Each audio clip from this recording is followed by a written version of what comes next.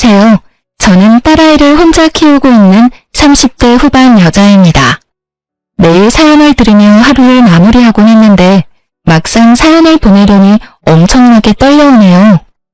그래도 열심히 써볼 테니 잘 들어주시길 바라며 이야기 시작해 보겠습니다. 저와 남편은 오래된 장수 커플이었어요. 고등학교 때부터 사귀기 시작해 10년이란 시간을 만나왔으니 거의 가족이나 마찬가지였죠. 물론 가족 간에도 사이가 좋아 저희가 마침내 결혼한다고 했을 때 얼마나 좋아들 해주셨는지 몰라요. 결혼을 하고 난 뒤에도 저희 10년이란 세월이 무색할 만큼 사이가 좋았고 서로 사랑했었습니다. 결혼하고 난 뒤 1년 만에 아기가 생겼고 무사히 딸을 출산하게 되었어요. 딸이 귀한 시댁에선 이보다 더 기쁜 일이 없다고 경사라고 하시며 저희 부부보다도 더 딸의 출산을 기뻐해 주셨죠. 참 하루하루가 행복했어요. 이렇게 행복하게만 살 수 있다면 더 바랄 것이 없다는 생각이 들 정도였으니까요. 하지만 불행은 예기치 못한 순간이 찾아오더군요. 그날은 남편이 출장을 갔다가 딸아이가 눈에 밟힌다며 무리해서 밤늦게 집으로 돌아오던 길이었어요. 평소 안전운전이 강박에 가까울 정도의 남편이었던지라 별 걱정을 하지 않았는데 그만 교통사고가 나고 말았습니다. 화물운전을 하던 상대방 운전자가 졸음운전을 했다고 하더군요. 남편은 그 자리에서 하늘나라로 가버렸고 아기가 2살도 되지 않던 해에 저는 남편을 떠나보내게 되었어요. 처음엔 믿기지 않았어요. 언제든 남편이 현관문을 열고 들어올 것만 같은데 야속한 남편은 돌아오지 않더군요. 그렇게 감당할 수 없는 슬픔에 빠져 몇 달을 보냈던 것 같아요. 그러던 어느 날 딸이 다가와서 엄마라고 하며 제 눈물을 닦아주더라고요. 그때 정신이 번뜩 들었어요. 저는 사랑하는 사람을 잃은 슬픈 여자이기도 했지만 한 아이를 책임져야 할 엄마였다는 사실을 깨달았던 거죠. 그날 이후 전 가까스로 정신을 차렸고 시댁과 친정의 도움을 받으며 아이를 키워나갔어요. 그렇게 3년이란 시간이 지났어요. 축 처진 기저귀를 차고서도 해맑게 웃던 아이는 어느새 5살이 되어 스스로 변기에 가서 볼일을 보고 올 만큼 시간이 지났어요. 여전히 전 시댁과 왕래를 하며 지내며 도움을 많이 받고 있었어요. 아, 여기서 말하는 도움이란 금전적인 도움은 아니에요. 물론 명절 때가 되면 저도 그렇고 아이도 그렇고 용돈을 받긴 하지만 그런 것을 제외하고는 일체의 돈은 받지 않았어요. 그저 제가 쉴 수 있게 아이를 데리고 가서 하룻밤 자주신다거나 먹거리를 해주시는 등 그런 도움들을 주시고 계세요. 가끔 큰 돈을 주려고 하시긴 했지만 사망보험금을 포함해 남편이 남기고 간 것이 꽤 있기도 했고 저도 액세서리를 만들어 온라인으로 판매 중이었기에 돈이 아쉽지 않았던 터라 돈은 필요 없고 가끔 딸아이 좀 봐달라고 부탁드렸네요. 시댁에선 그런 제 의견을 존중해 주셨고 그렇게 저흰 자주 왕래하며 지내왔어요. 그러던 어느 날 시댁에서 좋은 소식이 들려왔어요. 그건 바로 서방님의 결혼 소식이었어요. 워낙 오랜 세월 봐온 터라 정말 기쁘더군요. 주은아, 글쎄 우리 막둥이가 결혼한다는구나. 어머, 정말이에요? 정말 축하드려요, 어머님. 우리 도련님이 드디어 장가를 가다니 제가 다 눈물이 나려고 하네요. 그러니까 어느새 커서 자기 가정을 꾸린다니 세월이 참 빠르구나. 그건 그렇고 너도 상견례 자리에 올 거지? 네? 저도 가고 싶긴 한데 아무래도 안 가는 게 좋을 것 같아요. 왜? 오고 싶으면 오면 되지. 너도 우리 가족이잖니. 그렇긴 해도 상대방 입장에선 아닐 수도 있다는 생각이 들어요, 어머님. 괜히 중요한 날에 저 때문에 괜한 말 나오는 것도 싫기도 하고 괜히 불편할 것 같기도 하고요. 그냥 전 마음만 보낼 테니 저는 신경 쓰지 마시고 잘 다녀오세요, 어머님. 그래, 알겠어. 그러면 상견례는 안 오는 대신 결혼식엔 무조건 와야 해. 너 안 온다고 하면 재원이가 엄청나게 섭섭해할 거야. 알겠지? 네, 결혼식엔 무슨 일이 있어도 꼭 참석할게요. 그렇게 전 결혼식엔 꼭 참석하겠다는 약속을 하고선 전화를 끊었어요. 상견례 자리는 잘 마무리되었다고 했고 어머님께 들은 바론 애교도 많고 싹싹한 것이 마음에 든다고 하시더군요.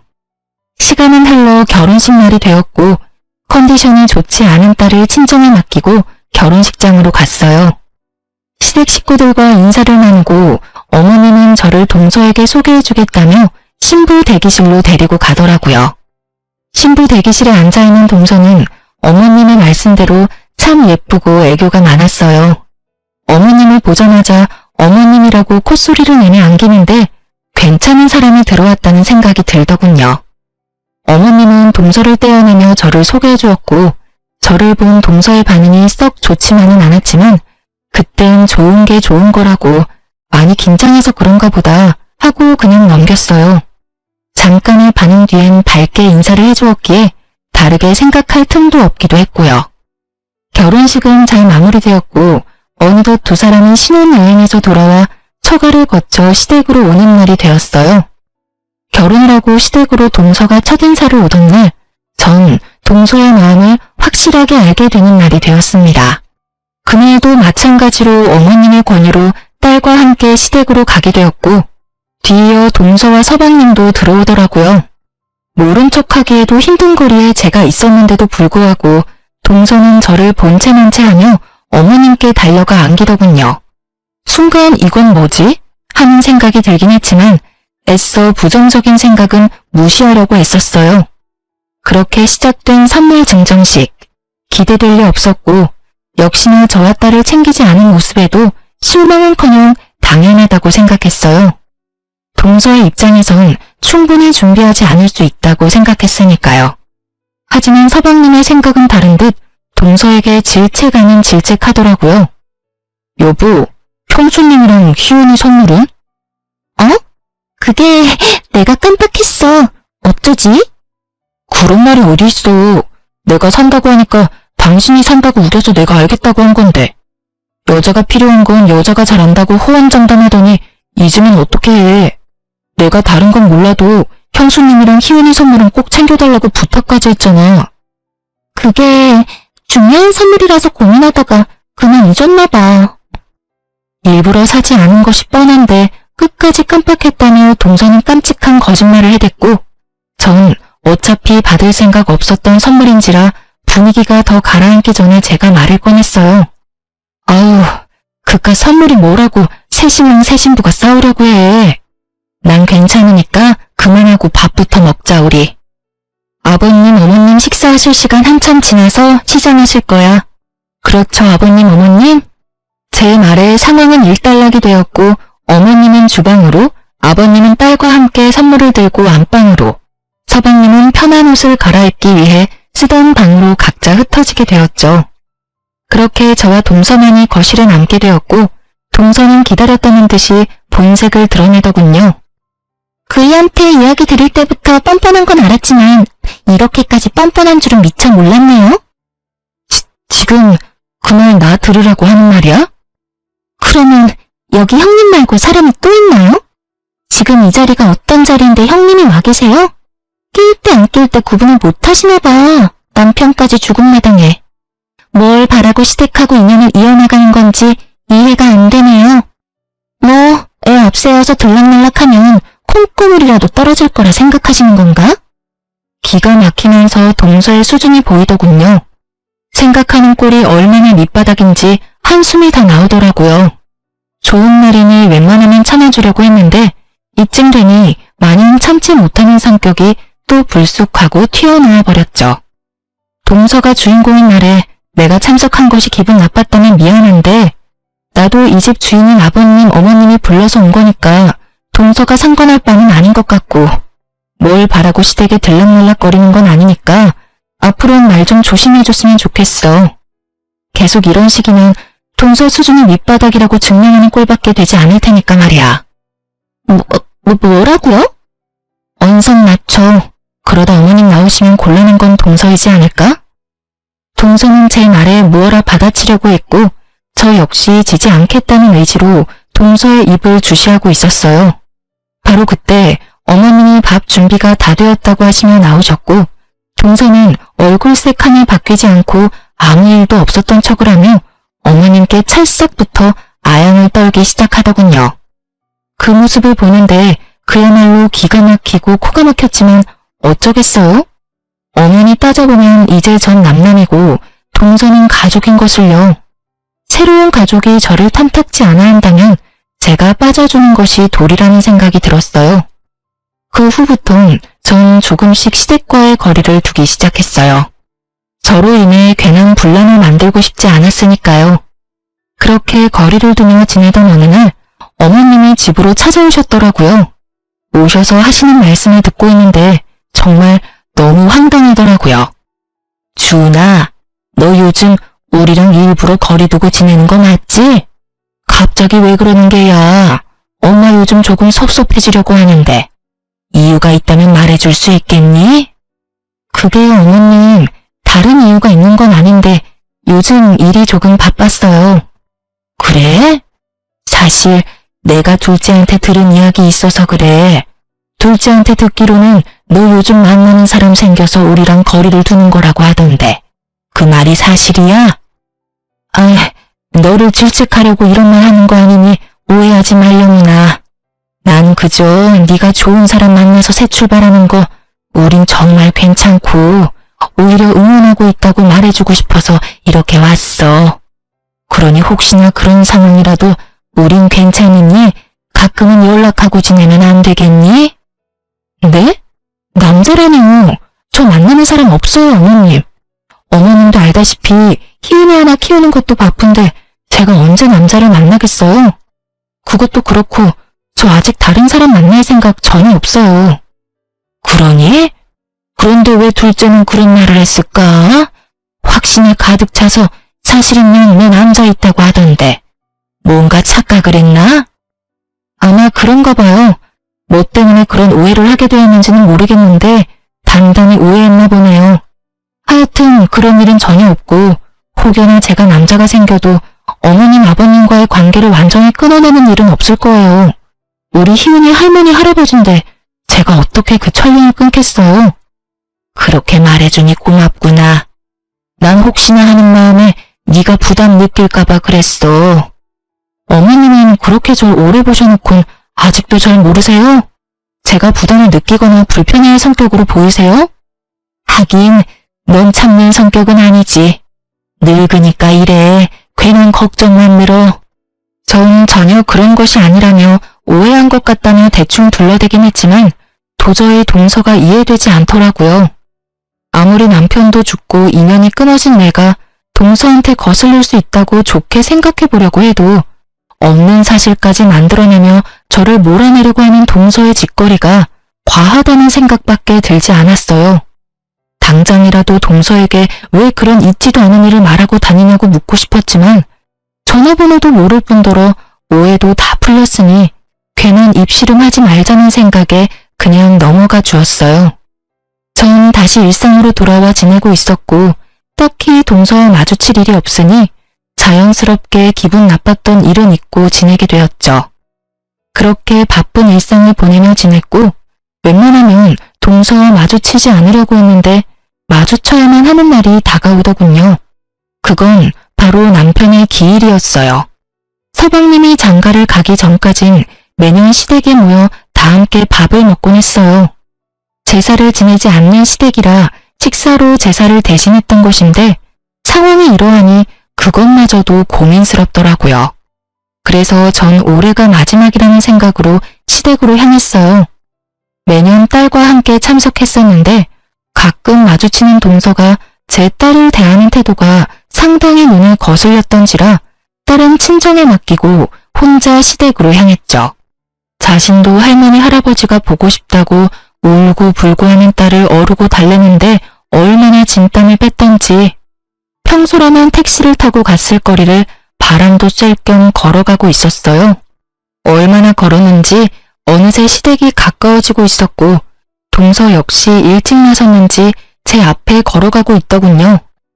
아는 척을 해야 하나 말아야 하나 나름 진지하게 고민하고 있는데 앞서가는 동서의 통화하는 목소리가 들려오는 것이 아니겠어요? 이미 아는 척할 타이밍은 놓쳤고 전 그저 조용히 동서의 뒤를 따르며 본의 아니게 그 내용을 다 듣게 되었습니다. 아니 오빠, 갑자기 그런 큰 돈을 어떻게 달라고 해. 그 사람들이 바본 줄 알아? 시집 온 지 얼마나 됐다고 덜컥 돈을 달라고 해. 생각을 좀 하고 말하란 말이야. 아, 상황 보니까 형도 줄 거 없고 내가 아들 하나 낳아주고 거머리같이 붙어있는 형님만 몰아내면 그놈의 재산 받는 건 일도 아닐 것 같으니까 우선 기다려. 괜히 돈 이야기 잘못 꺼냈다가 나 이 사람이랑 이혼이라도 하게 되면 오빠가 다 책임질 수 있어? 다 해결할 수 있냐고. 그러니까 자꾸 전화하지 말고 기다려. 알겠어? 오빠와 돈이라니. 오빠라고 하니 당연히 친정 오빠가 떠올랐고 돈 이야기도 나오니 동서의 친정에 돈이 필요하구나 하는 생각이 들더라고요. 친정을 돕고 싶은 마음이야 이해가 되지 않는 건 아니었지만 그런 이유로 저의 딸과 시댁의 인연을 끊어놓으려고 했다니 그간 눌러왔던 화가 슬슬 올라오는 것이 느껴졌어요. 이대로는 마주했다간 정말 큰 싸움이 날 것 같은 생각에 전 천천히 걷기 시작했고 어느새 거리가 벌어진 동서는 편의점으로 들어가서 맥주와 아이스크림을 사서 나오더니 그 자리에서 맥주와 아이스크림을 차례대로 먹어치우더라고요. 또 그 모습을 보니 화가 가라앉으며 안쓰러운 마음이 살짝 들더군요. 오죽 답답한 상황이면 그 대낮에 앉지도 않고 그 자리에서 술을 한 번에 때려 넣을까 싶어서요. 그렇게 동서는 시댁으로 들어갔고 저 역시 시간차를 두고 시댁으로 들어갔어요. 거실엔 어머니는 보이지 않고 동서는 덩그러니 앉아있더라고요. 어깨도 축 처진 것이 왜인지 모르게 안쓰럽게 느껴지던 그때 저의 이런 생각이 참 한심하게 느껴질 말들이 동서의 입에서 쏟아져 나오더군요. 일찍 왔네 동서. 오느라 고생 많았겠다. 고생요? 많았죠 고생. 아니 죽었으면 끝이지. 죽어서까지 왜 남은 사람을 귀찮게 하는 건지 모르겠네요. 이게 뭐예요? 바쁜 회사 연차까지 쓰고 시댁에 와서 밥상이나 차려야 하냐고요. 그 순간 눈앞이 깜깜해지며 세게의 뒤통수를 얻어맞은 것처럼 머리가 얼얼해지더군요. 그리고 깨달았어요. 아, 저런 인간에겐 일말의 동정심도 사치이며 인간답게 대우해주면 안 될 인간이라는 것을요. 그랬어? 그런데 동서, 그렇게 이 식사 자리가 불만이었으면 동서가 오지 않았으면 됐잖아. 일전에는 동서가 주인공인 자리였다고 쳐도 오늘은 내 남편을 위한 자리인데 그런 마음으로 굳이 와서 그딴 말이나 짓거리고 있으면 내가 기분이 뭐 같지 않겠어? 뭐 같다니 형님 말이 좀 거치시네요. 그리고 저라고 뭐 오고 싶어서 온 줄 아세요? 저도 딱히 오고 싶지 않았는데 온 집안이 한통속이 돼서 대단한 사람 죽은 날인 양 이 난리를 부르는데 어쩌겠어요? 꼴값 떨어도 내가 그 장단에 맞춰줘야지. 저도 정말 오기 싫었다고요. 그러면 지금이라도 돌아가. 내가 말은 잘해줄 테니까. 뭐라고요? 형님이 뭔데 가라 말아요. 내 남편을 위한 날이니까 내가 가라 말라 하는 거야. 다시 한번 말할게. 오늘은 동서가 그 꼴값 떤다고 여기는 내 남편을 기리는 날이야. 우리에겐 다른 어느 날보다 중요한 날이지만 동서에겐 그렇지 않다는 것까진 나 충분히 이해해. 말이야 바른 말이라고 한 번도 보지 못한 아주버님 뭐가 그렇게 중요하겠어? 동서 말대로 산 사람이 중요한 건데 그렇지?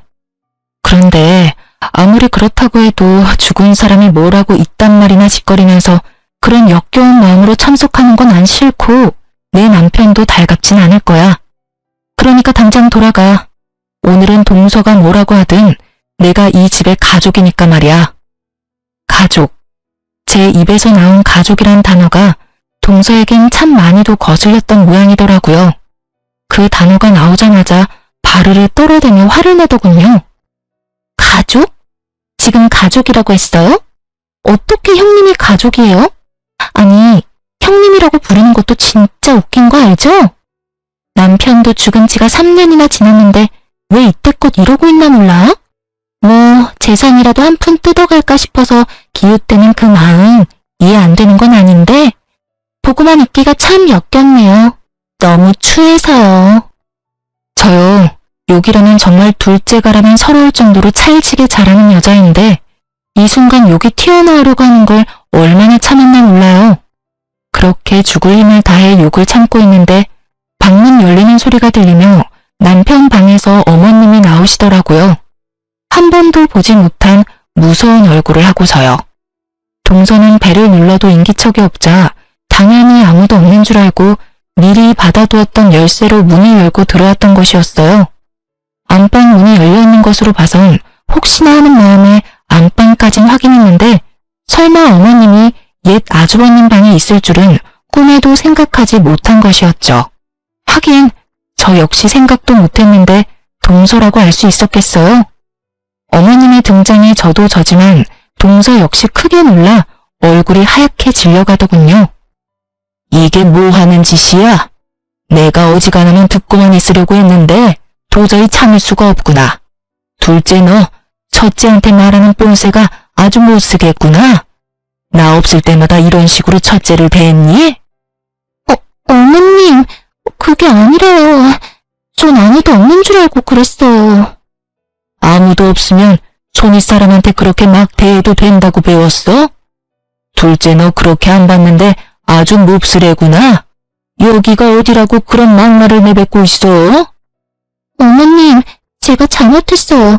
처음부터 그럴 의도는 아니었는데 형님이 절 너무 몰아세우시니까 저도 흥분을 해서 그만 말이 막 나와버렸어요.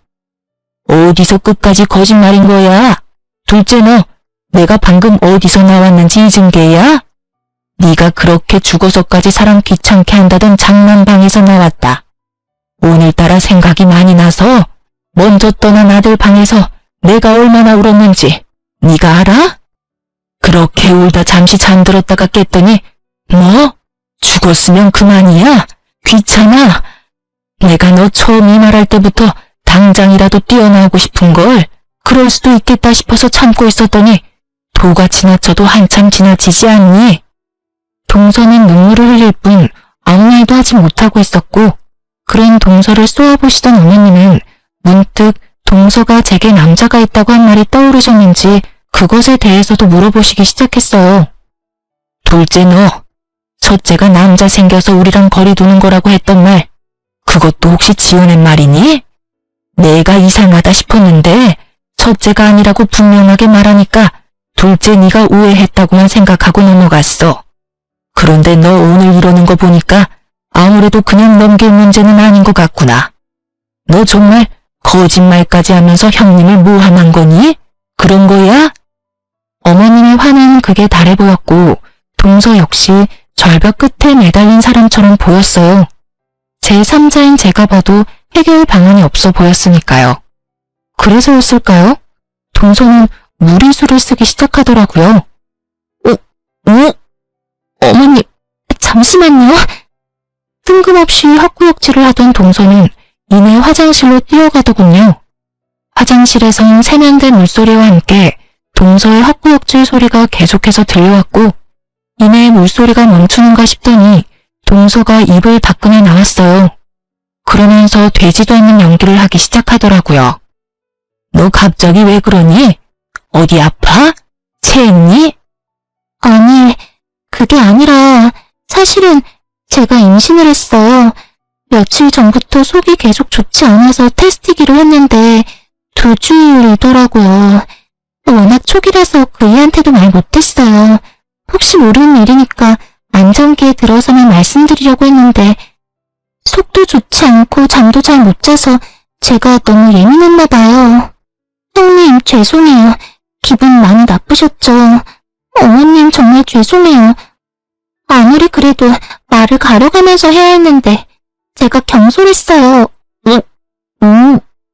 동서는 임신 연기의 마침표로 헛구역질을 다시 하기 시작했고 어머님은 다른 것도 아닌 임신이라고 하니 한 발 물러서시더라고요. 그 문제는 추후에 다시 말하기로 하고 일단 작은 애 방에 들어가서 좀 누우렴. 나도 둘째 가졌을 때 입덧을 그렇게 했는데 씨도둑질 못한다더니 너도 입덧이 심할 건가 보구나. 그렇게 서 있지 말고 어서 가서 누워. 음식은 우리가 할 테니까. 네, 어머님. 그럼 저는 좀 들어가 볼게요. 끝까지 가슴을 두드리며 방으로 들어가는 동서를 보고 있자니 참 어이가 없더군요. 분명 맥주 한 캔을 그 자리에서 한 방에 먹어치우는 걸 제 두 눈으로 똑똑히 봤는데 임신이라뇨. 도무지 임신 사실을 안 사람이 할 행동은 아니었기에 동서의 임신 주장은 알아볼 것도 없이 거짓이었죠. 당장이라도 이 모든 상황을 빠져나가기 위한 동서의 거짓말임을 알리고 싶었지만 증거도 없을 뿐더러 또 무슨 수를 쓰며 빠져나갈지 모르는 일이니 일단 그 장단을 맞춰주기로 했어요. 동서는 최선을 다해 잠든 척을 했는지 동서를 뒤따라 방으로 들어가셨던 어머님이 나오시며 동서가 겨우 잠이 들었다고 하시더군요. 입덧이 저리 심해서야 겨우 잠들었어. 그래요? 잠드는 거 보고 나왔단다. 첫째야, 마음 많이 상했지? 둘째가 임신 때문에 너무 예민해서 뱉은 말이니 마음에 너무 담아두지 말려무나.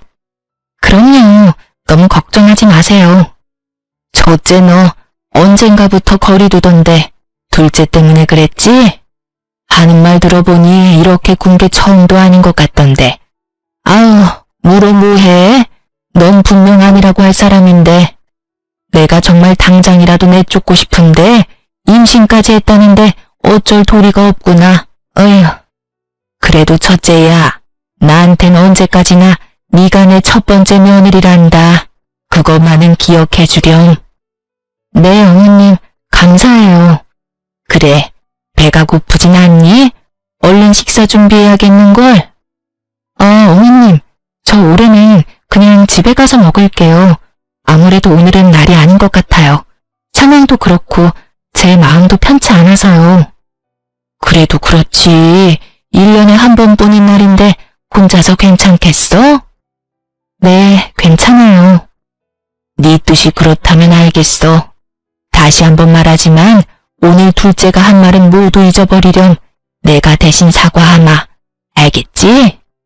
상황도 상황이었지만 아무래도 동서가 신경이 쓰여 안 되겠더라고요.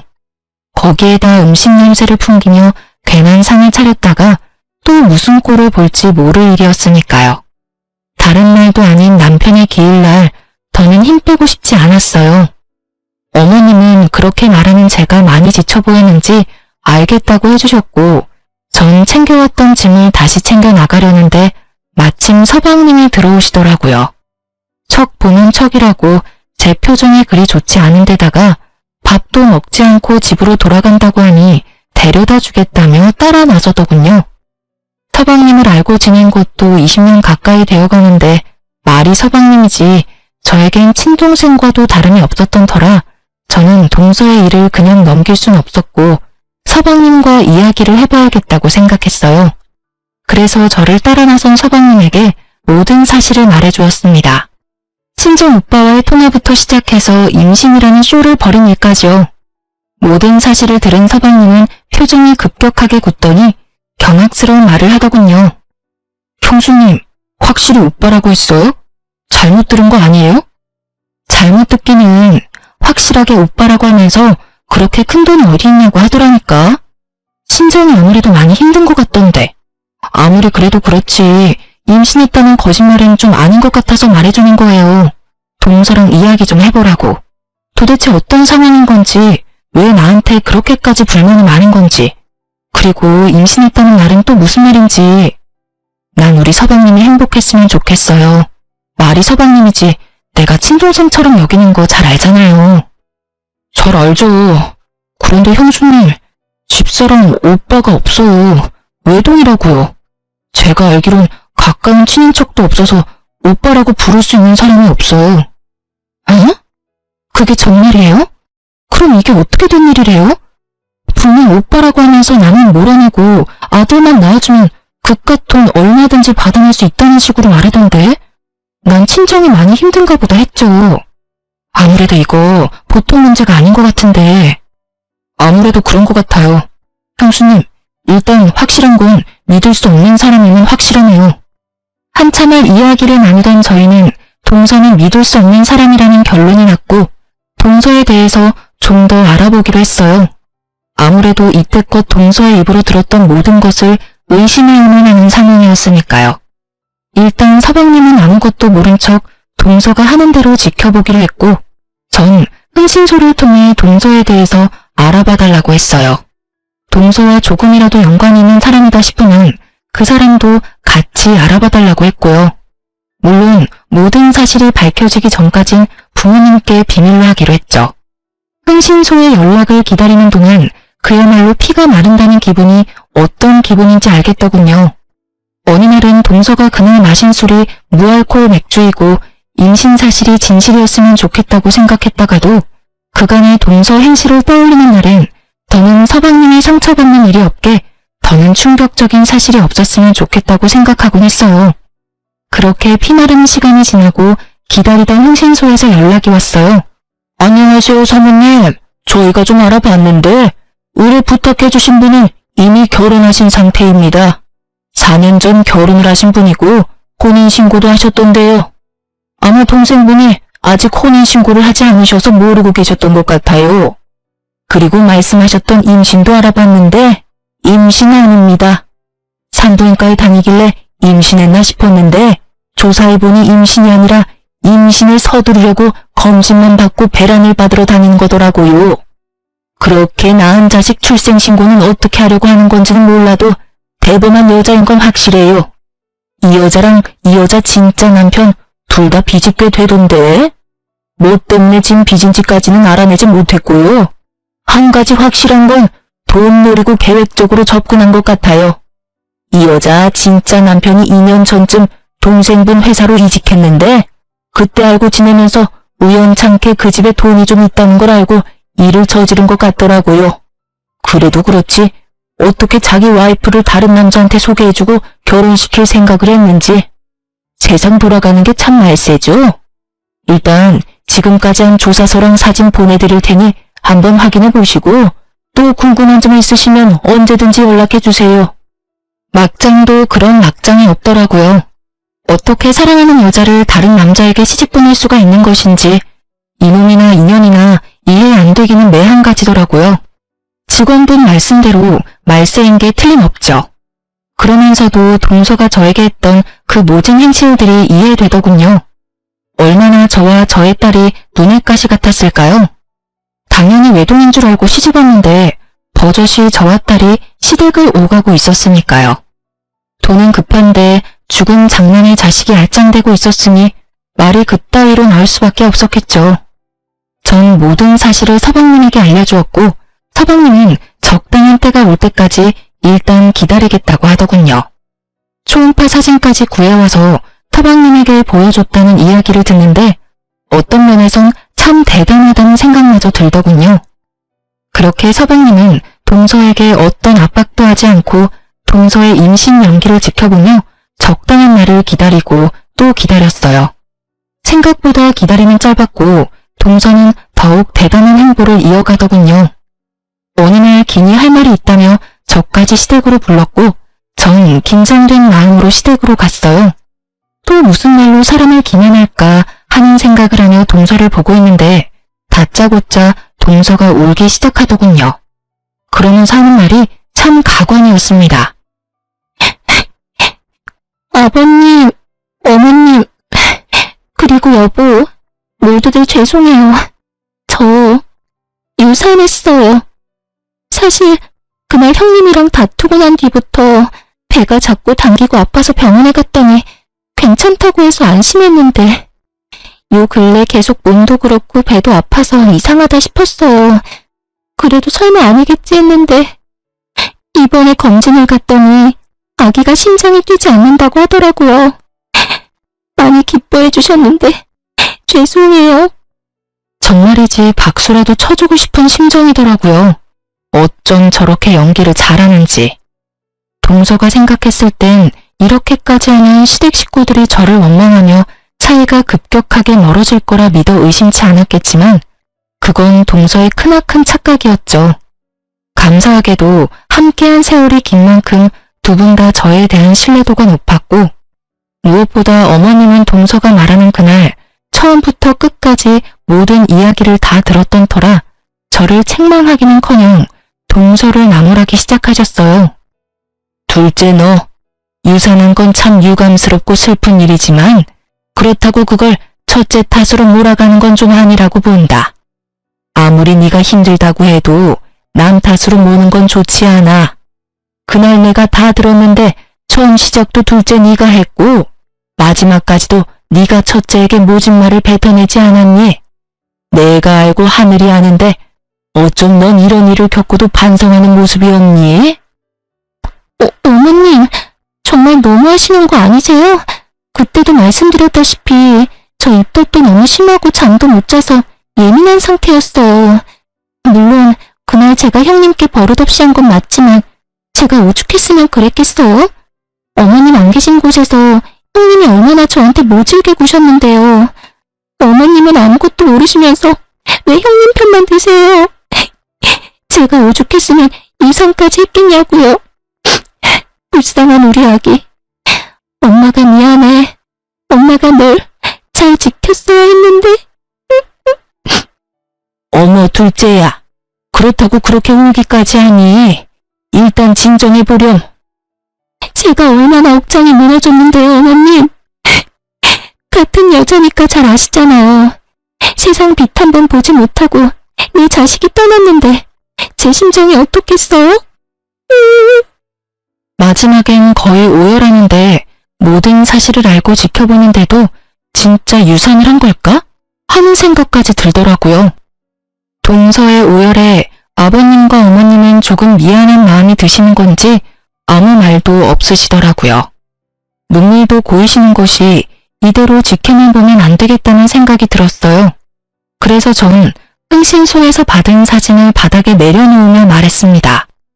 동서, 이제 그만 울고 이 사진들 좀 볼래? 아무래도 동서 설명이 좀 필요한 것 같아서. 설명은 무슨 설명? 이게 뭐예요? 혹시 제 뒷조사 하셨어요? 지금 그런 게 중요해? 얼른 설명부터 해봐. 이 남자는 누군데 동서랑 이리도 다정하게 있는 건지, 임신한 사람이 왜 난임 클리닉을 다니고 있는 건지. 제가 사진을 보여주며 몰아붙이자 동서는 손바닥 뒤집듯 태세를 바꿔 다 오해라는 말을 해대더군요. 하지만 이미 늦은 일이었어요. 모든 상황을 지켜만 보고 있던 서방님이 나서기 시작했으니까요. 아버지 어머니, 이 사람 남자가 있어요. 그래서 전 이 사람하고 이혼하고 사기죄로 고소할 예정이에요. 심력 끼쳐 죄송해요. 제가 잘 알아보고 결혼했어야 했는데. 서방님의 말을 듣고 있던 동서는 고소할 거란 말에 파르르 떨며 따지고 들기 시작했고, 비교적 차분히 말하던 서방님도 더는 참을 수 없었는지 모든 사실을 큰 소리로 밝히기 시작했어요. 고소? 사기? 그게 무슨 말이야, 여보. 이혼은 그렇다고 쳐. 바람 피운 게 뭘 그렇게 큰 죄라고 고소까지 한단 말이야. 그러지 말고 나 한 번만 용서해줘. 딱 한 번 실수였어. 정말이야. 실수? 실수라고? 넌 결혼한 사실 숨기고 다른 남자랑 결혼한 게 실수야? 어떻게 끝까지 거짓말이야, 끝까지. 아버지 어머니, 알고 보니 이미 결혼을 한 사람이더라고요. 이혼한 여자가 아니라 아직 유부녀였어요. 그리고 임신? 그것도 거짓말이었고요. 애초에 임신을 한 적도 없고 그렇기에 물론 유산한 적도 없고요. 아니야. 이거 다 사실이 아니야. 오해라고. 오해야. 오해? 내가 모를 줄 알아?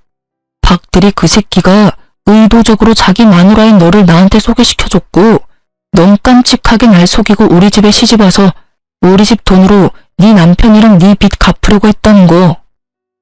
그걸 어떻게... 여보, 내 말 좀 들어봐. 들어볼 필요도 없어. 입만 떼면 거짓말인데 내가 네 말을 듣고 싶을 것 같아? 세상에 영원한 비밀이 어디 있다고 어떻게 그런 걸 속여?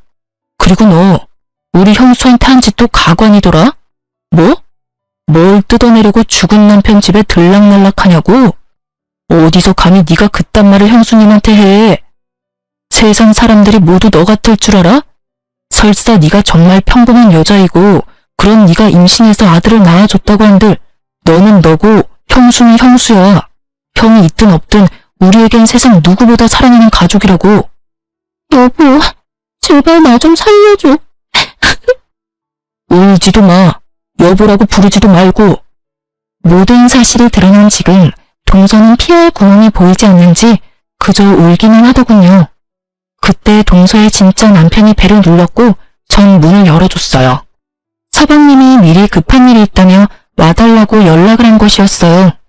집 안으로 들어오던 진짜 남편은 한눈에 모든 상황을 파악한 듯 재빠르게 무릎을 꿇고 빌기 시작하더라고요. 내가 다 잘못했어. 정말이야.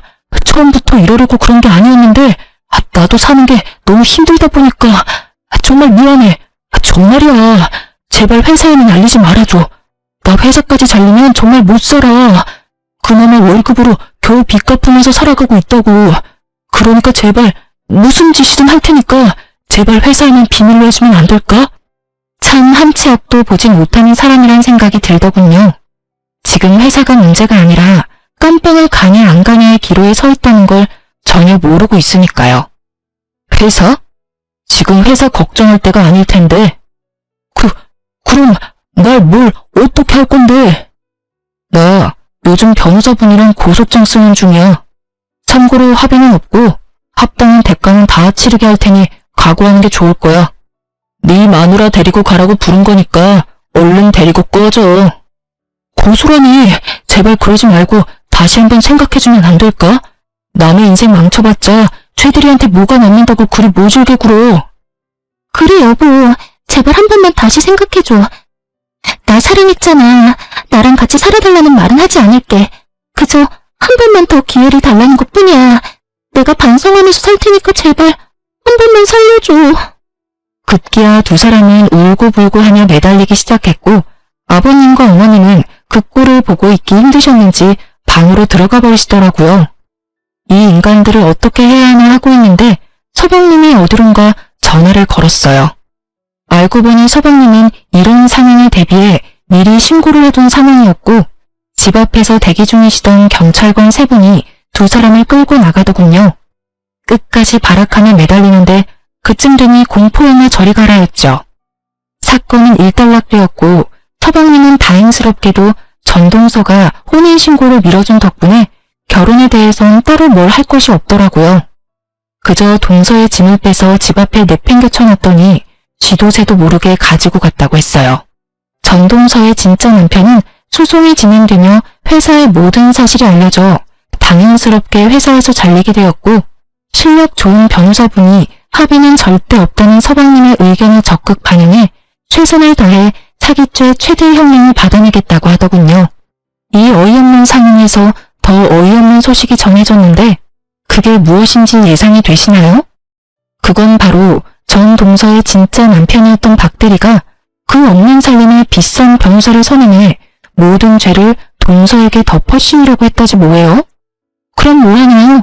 증거가 차고도 넘치는걸요. 괜한 돈 낭비만 하고 다니는 진짜 남편과는 달리 전 동서는 진짜 남편에게 배신당하고 자포자기인 상태에서 판결만 기다리고 있는 상태라고 하더군요. 그렇게 그 거머리 같은 사기꾼들과의 인연은 끝이 났어요. 전 여전히 시댁과 친정의 도움을 받으며 잘 지내고 있어요. 언젠가 두 사람은 결국 깜빵에 가게 되었다고 듣긴 했는데 형량을 얼마나 받은 것인지 그 후엔 어떻게 되었는지 묻진 않았어요. 괜한 상처를 들춰내는 짓인 것만 같아서요. 한동안 서방님, 아니 도련님은 힘들어 하시더라고요. 애써 숨기려고 노력했지만 훤히 다 보여 제 마음이 더 아프더군요. 하지만 시간이 약이라는 말이 딱 맞는 게 요즘은 꽤 많이 잘 지내고 있어요. 최근에 제가 급하게 일이 있어 도련님께 아이의 하원을 부탁한 적이 있는데 그날 딸을 데리러 간 도련님이 선생님에게 반하신 건지 선생님에 대해 이것저것 물어보더라고요. 참고로 전 대에 대해 대찬성이에요.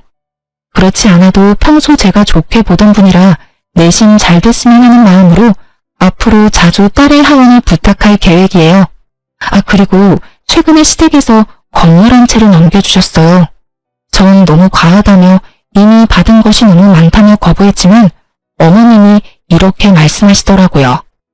첫째야, 내가 이번 일 겪으면서 느낀 바가 많아.